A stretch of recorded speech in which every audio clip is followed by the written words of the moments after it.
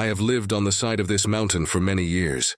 Every morning I watch the sun rise, painting the sky in hues of gold and pink. Every evening I watch it set, giving way to the stars. In the rhythm of day and night lies a great truth. Everything in life is fleeting, passing away to make room for something new. One day a young man came to me. He looked troubled, his eyes filled with fear, his shoulders heavy as if burdened by an invisible weight.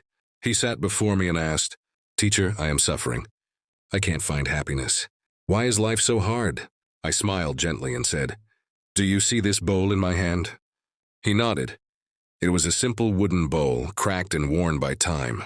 Imagine this bowl is filled with water, but the water is muddy and overflowing. You want to make the water clean. What would you do?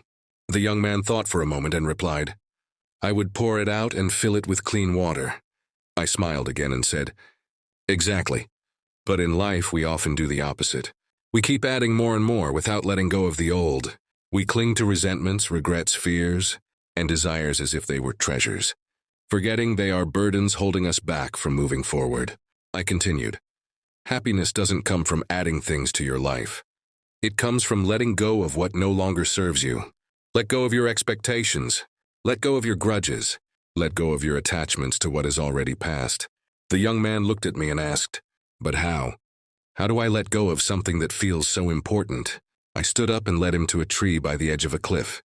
"Take this stone," I said, handing him a small rock. He took it and I said, "Imagine this stone is your fears and resentments. Now squeeze it tightly in your hand." He clenched the stone and I asked, "What do you feel?" "Pain. It's heavy," he replied. "Now throw it over the edge." He hesitated, but eventually opened his hand and the stone fell into the abyss. His face instantly changed. A look of lightness replaced the tension. "See, it's that simple. You were holding onto that stone only because you thought you had to, but you always have the choice to let it go." I looked into his eyes and said, "Happiness doesn't come from outside.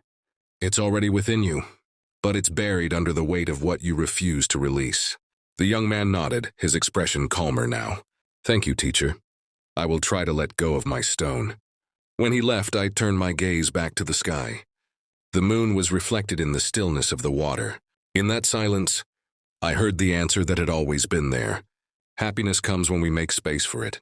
And you, if you want to find happiness, ask yourself, what stones are you holding in your hand? What fears, grudges, or regrets are you carrying? Let them go. Let the wind carry them away, and you will feel the lightness of being.